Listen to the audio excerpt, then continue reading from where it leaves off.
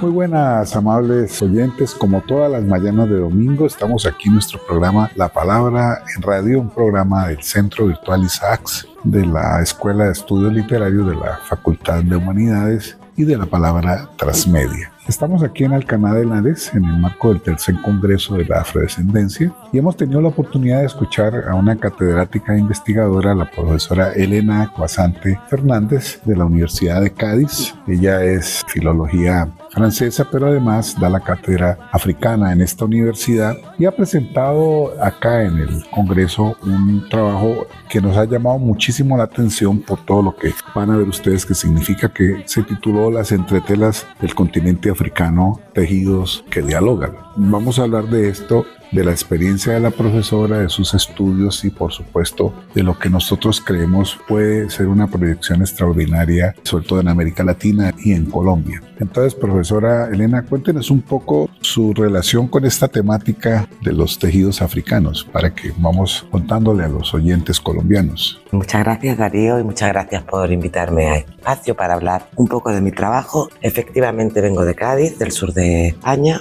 y trabajo en la universidad desde hace ya muchísimos años. Soy especialista en literatura africana de mujeres y desde hace ya unos años mi investigación gira un poco, abandono un poco la parte literaria, gira un poco a la cultura y divulgación de la cultura africana. Dentro de ese contexto, porque en Cádiz, en la Universidad de Cádiz, tenemos la suerte de en el grado de francés tener una especialidad en África francófona, pues me empecé a interesar por los tejidos africanos como medio de expresión. Eso remontaría en el año 2015 o así, y después de muchísimos años de investigación, pues ahora mismo tengo como labor principal difundir todos estos conocimientos que he ido amasando a lo largo de los años. ¿Por qué? Pues porque creo que los tejidos, y creo que la comunicación lo dije, se presentan hoy en día como una gran biblioteca del continente africano. Una forma de acercamiento nueva, vistosa, alegre, pero tremendamente efectiva. Sí, y tú hablas de wax, que no es precisamente de origen africano, sino que es producto de una serie de influencias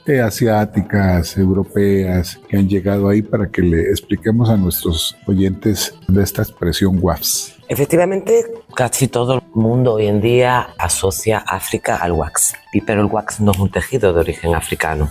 Hay tejidos tradicionalmente africanos que se elaboran en África, como el kente, el bogolán, el adinkra, el endop, pero su clasificación de africanos está exclusivamente regida porque todo el proceso de elaboración se hacía en África. El wax, en la medida que es un tejido de importación de Holanda, no ha sido nunca o durante mucho tiempo, y aún hoy en día sigue siendo considerado un tejido no africano. Sin embargo, yo defiendo que hoy en día ningún tejido africano es exclusivamente realizado en África, con lo cual el wax tiene el mismo derecho a ser considerado un tejido africano, y sobre todo porque son tejidos que tienen una simbología y que tienen una designación que les conecta directamente con el continente. Como bien decía, el origen del wax no es africano, pero tampoco es europeo. El wax nace en Indonesia, más concretamente en la isla de Java, y el ancestro del wax es el tejido conocido como batik.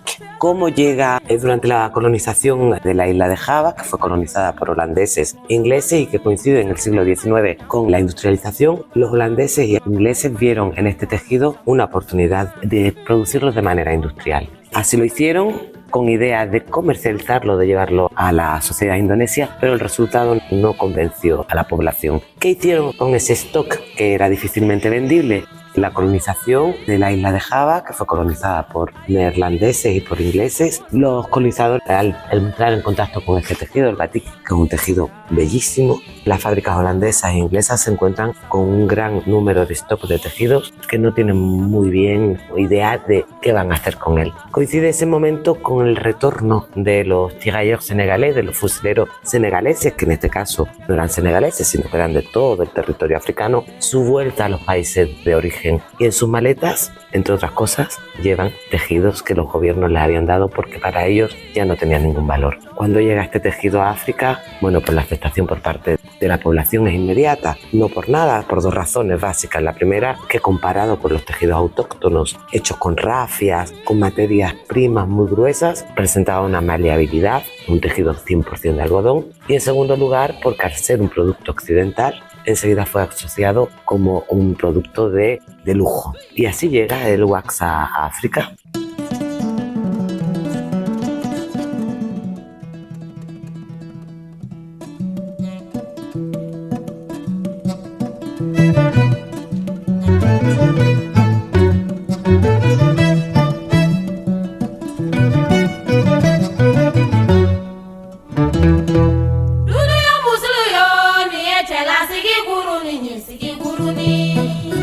Me hablabas de la apropiación que han hecho las comunidades, sobre todo las mujeres, cómo se ha vuelto también una posibilidad de producción y de vida para muchas mujeres en África, que es algo que nos interesa mucho como experiencia para la región a la que estamos comunicándole todo esto, que es la región pacífica colombiana y en general en Colombia, donde hay una fuerte presencia de comunidades afrodescendientes. Pues sí, en efecto he explicado un poco cómo llega el tejido, pero eso no hace de este tejido un tejido africano. ¿Qué es lo que realmente hace que hoy en día hablemos y reconozcamos cuando vemos esas telas tan vistosas como tejidos africanos, cuando en realidad no eran africanos, eran un poco indonesios? Pues las mujeres juegan un papel principal y fundamental. Si bien he dicho que la aceptación es inmediata, yo creo que fueron las vendedoras de tejidos, en concreto de Lomé, las principales responsables de que el wax se convirtiese en la seña de identidad africana. ¿Por qué? Porque cuando los tejidos llegan a sus tiendas, ellas, yo lo denomino el paso del número al nombre, ellas obviaron, por supuesto,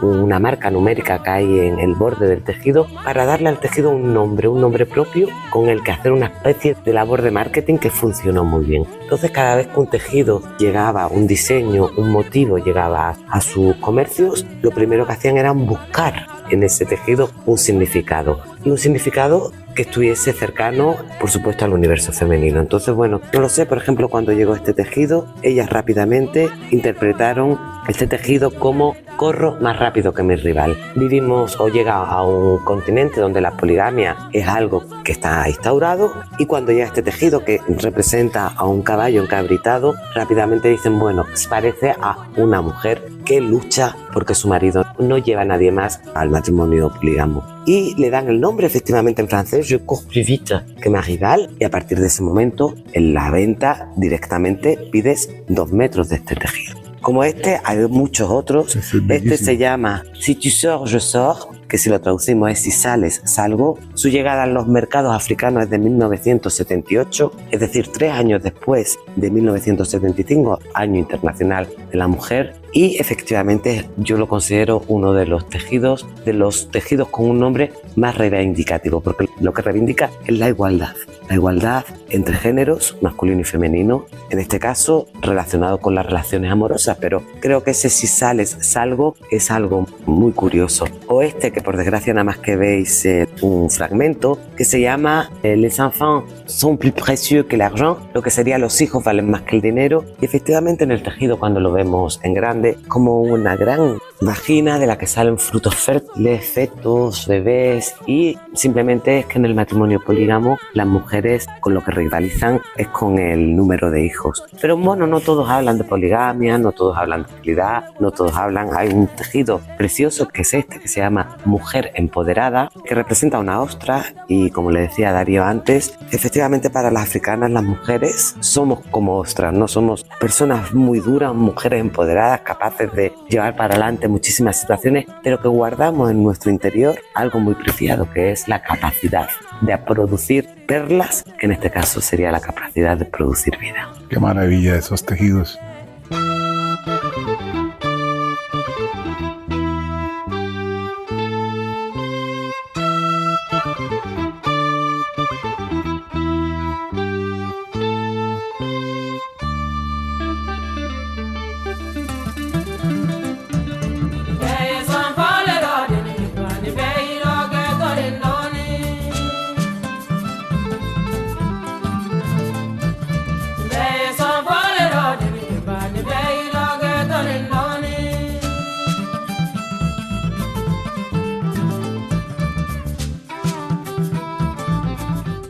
Te pregunto ¿has hecho algunas exposiciones para que hablemos un poco la concepción de las exposiciones, cómo las organizas, qué pretendes, la curaduría en general que tú le das a tus exposiciones? Bueno, para empezar es una explosión de color, o sea, estos tejidos, yo espero que tengáis la posibilidad, y ya hemos hablado de colaborar, ir colgando en vuestro periódico tejidos con sus explicaciones, porque claro, cuando hablamos de tejidos con nombre propio, no estoy hablando de 1 o 2, estoy hablando de un catálogo de 500 tejidos con nombres propios, con historias, o sea, tejidos con historias, tejidos en cuyo diseño hay una historia, cuentan una historia, sea de poligamia, sea de felicidad, sea de despedidas. Hay, por ejemplo, tejidos que están estrechamente relacionados. Hay uno que a mí me resulta muy curioso, que se llama el bolso de Michelle Obama, y es un bolso que coincide efectivamente con una visita de Michelle Obama a África. Ven su bolso y piden a las empresas, porque lo que es también importante es que estas vendedoras de tejidos, que se llamaban, no lo he contado, las Nana Benz. Nana en africano quiere decir mamá.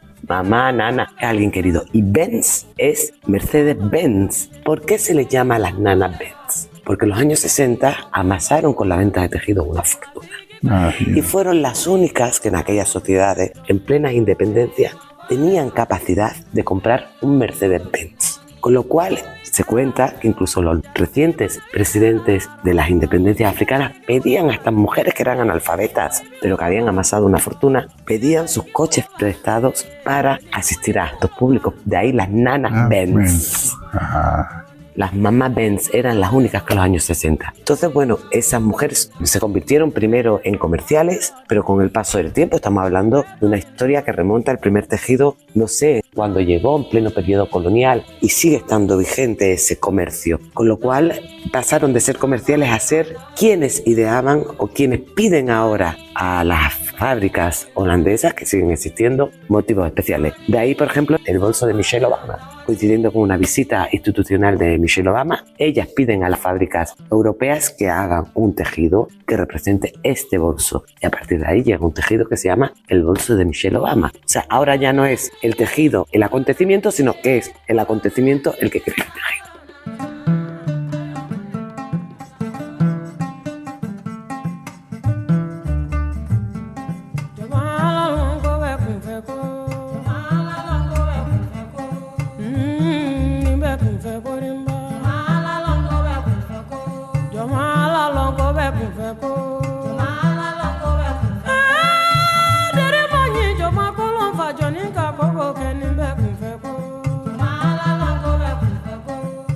Bueno, y todo lo que nos has mostrado juegan un papel muy importante hoy para entender lo que son los africanos, sus identidades, sus maneras de pensar, sus concepciones, sus mitos, sus creencias, y eso es lo que llega, dijéramos, a Europa a través de tus estudios, y que seguramente tenemos que aprender nosotros mucho en América Latina, donde en las últimas décadas empieza a haber un interés muy grande de nosotros por conocer más lo que vino de África. Efectivamente, y además, bueno, hay tejidos, lo decía al principio, son como bibliotecas, porque bueno, hemos hablado de tejidos femeninos, del universo femenino, pero hay tejidos que hablan de la sabiduría ancestral. Hay un tejido que representa un árbol caído y se llama el árbol caído. ¿Qué quiere decir ese tejido árbol caído? Ese tejido quiere decir que un árbol solo, porque en el diseño aparece como un árbol aislado pero caído. El mensaje es muy claro, un árbol solo ante la adversidad no puede hacer nada. Necesita estar rodeado de muchos árboles para protegerse. Al fin y al cabo, esa idea de comunidad,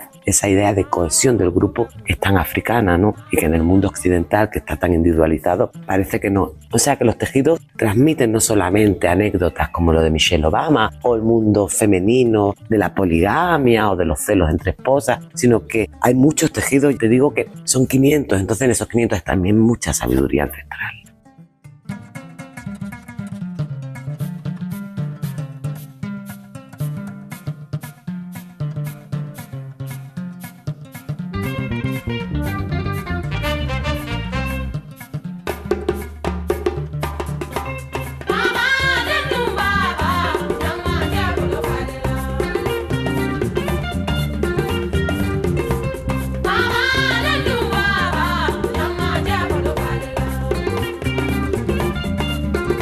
Profe Elena, vamos a hablar de su experiencia ya en el caso de docente en la Universidad de Cádiz sobre esto, podemos llamar África y todo lo que tiene que ver con este continente, su cultura, su historia. Cuéntanos cómo ha sido este proceso. A nosotros nos interesa mucho porque estamos dando los primeros pasos en el caso de Colombia. Pues mire, tuve la suerte de estudiar en Cádiz. Yo siempre lo diré, hace ya muchos años, pero cuando yo hice mis estudios de francés, había una profesora, Inmaculada Díaz Narbona, que creo que fue la pionera, y creo que todos los que hoy nos dedicamos al continente africano, sea anglófono, sea francófono, sabemos que de hecho era amiga de Leopold Sédar Senghor. Bueno, fue la pionera, fue la primera mujer española que de un buen día miró a África. Entonces tuve la suerte de realizar unos estudios en una universidad del sur de Andalucía, muy chiquitita, en la que había una profesora que allá por los años 80 hablaba de África. Dentro de los estudios de francés hablaba de un país francófono que era África. Entonces, bueno, esos estudios y ese conocer, o sea, cuando tú entras y piensas que vas a estudiar el hexágono, conocer que el francés me abría un universo enorme que yo no había pensado, que era toda la parte francófona, para mí fue un descubrimiento apabullante. Ahí nace la idea clara de que me quedo en la universidad y que tengo que seguir investigando por ahí. Entonces, a lo largo de todos los años, terminé la carrera, entré muy pronto a trabajar con Inmaculada Díaz Narbona y las dos fuimos responsables de asignatura. Pasado el tiempo, muchos años, y ya llevo 27 años en la academia, pasado el tiempo seguimos siendo Cádiz junto a Canarias, seguimos siendo en España el referente de estudios africanos. ¿Por qué? Porque los alumnos que estudian en Cádiz tienen la suerte, que yo creo que es una suerte, y porque así lo viven ellos, de tener una formación, un grado de 4 años en la que todos los años tienen al menos una asignatura dedicada a África, en nuestro caso francófona. Entonces los alumnos de segundo dan historia y cultura de África, desde la trata de la esclavitud hasta la actualidad. Segundo año tienen literatura francófona, desde los orígenes con, René Marron, movimiento de la negritud, hasta la actualidad. En cuarto tienen una asignatura que se llama diversidad cultural y literaria, en la que efectivamente es donde tienen cabida este tema de los tejidos wax y muchos otros temas como la reivindicación de figuras históricas. Y en el máster que tenemos tienen todavía una asignatura más dedicada a ello. Con lo cual, pues mi experiencia es muy agradecida de estudiar donde estudié, muy agradecida de haberme podido quedar donde me quedé y muy contenta de poder seguir dejando, haciendo, continuando el legado que Inmaculada dejó. Y las nuevas generaciones, tenemos muchísimos alumnos que están realizando sus tesis, que la han terminado, que han entrado a trabajar con nosotros, con lo cual, pues sí que es verdad que es una trayectoria no mía, sino una trayectoria de más de 30 años de docencia sobre África. Bueno, nosotros hemos estado aquí en un congreso sobre la afrodescendencia. Me llamó mucho la atención eso que has planteado ahí, que hay una serie de jóvenes investigadores que vienen atrás de nosotros, que van a seguir con esta tarea. Se ha avanzado muchísimo, hay redes, Y aquí hubo gente de África, hubo gente del Caribe, de Brasil, pues de Colombia, de Ecuador, de Chile. Ya se está estudiando bastante, por ejemplo, de Puerto Rico.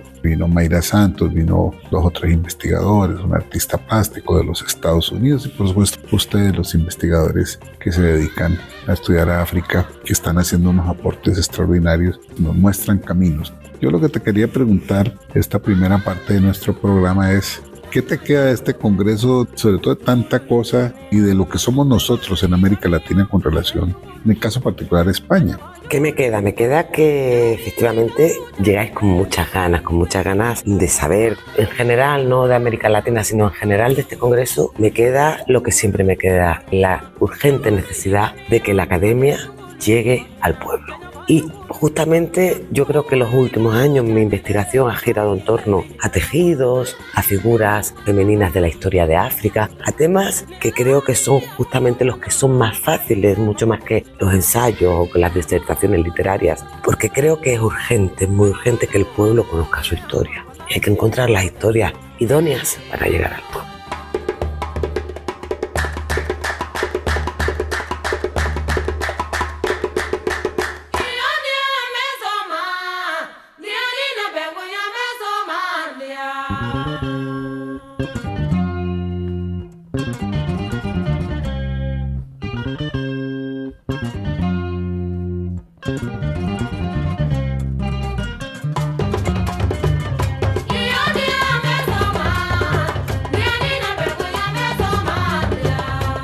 Hemos conversado aquí con la profesora Elena Cuasante Fernández de la Universidad de Cádiz, aquí en La Palabra en Radio. Vamos a tener una segunda parte para hablar de otros asuntos, sobre todo de sus experiencias académicas como docente. Muchas gracias, Darío, y muchas gracias por invitarme.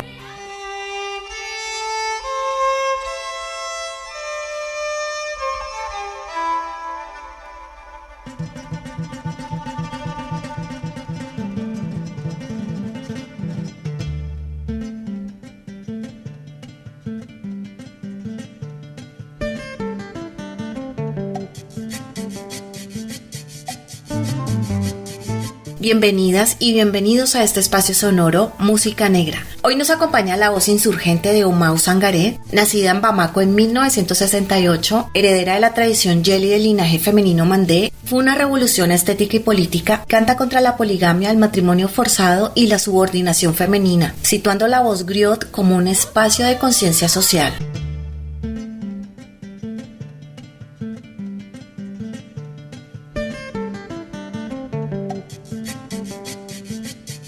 Desde el Wassoulou Sound, género nacido en el sur de Malí, en la región de Wassoulou, frontera con Guinea y la Costa de Marfil, Oumou teje una sonoridad que mezcla raíces tradicionales con una mirada moderna y femenina. En ese entramado dialoga el camalena ngoni, esta es una arpa lira del pueblo Wassoulou, cuyo nombre significa arpa joven, en contraste con el donson ngoni, que es el arpa cazador, que es mucho más antiguo y ceremonial. Su sonido vibra junto a las calabazas percusivas, las palmas y los coros de las mujeres, creando una textura hipnótica donde la cuerda marca la melodía y los cuerpos sostienen el pulso colectivo.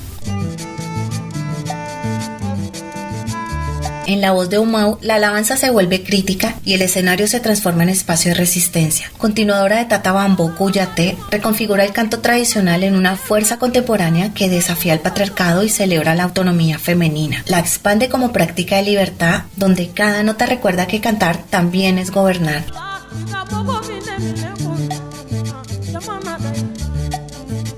Están escuchando Oumou Sangaré con la canción Mausolou.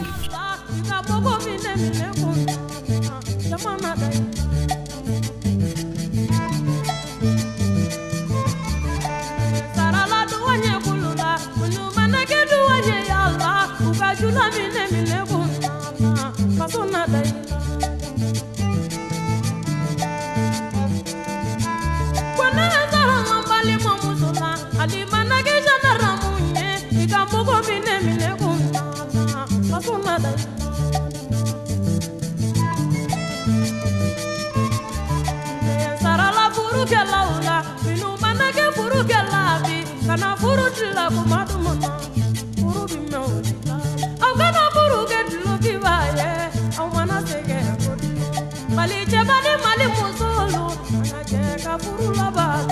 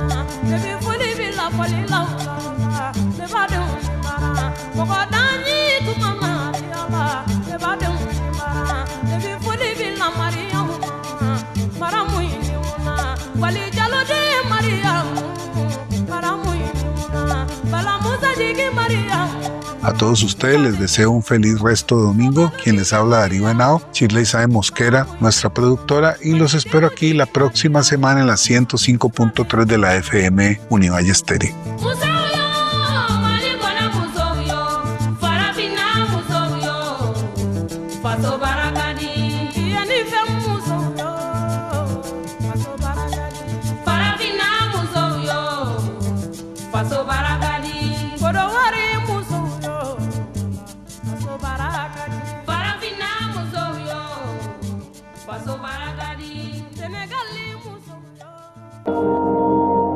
El Centro Virtual Isaacs de la Universidad del Valle presenta La Palabra en Radio, un espacio para la literatura, el arte, la cultura, la poesía, novedades editoriales, charlas con escritores. La Palabra en Radio, domingos 10 de la mañana por Univalle Estéreo. Dirige y presenta Darío Henao Restrepo. La Palabra en Radio.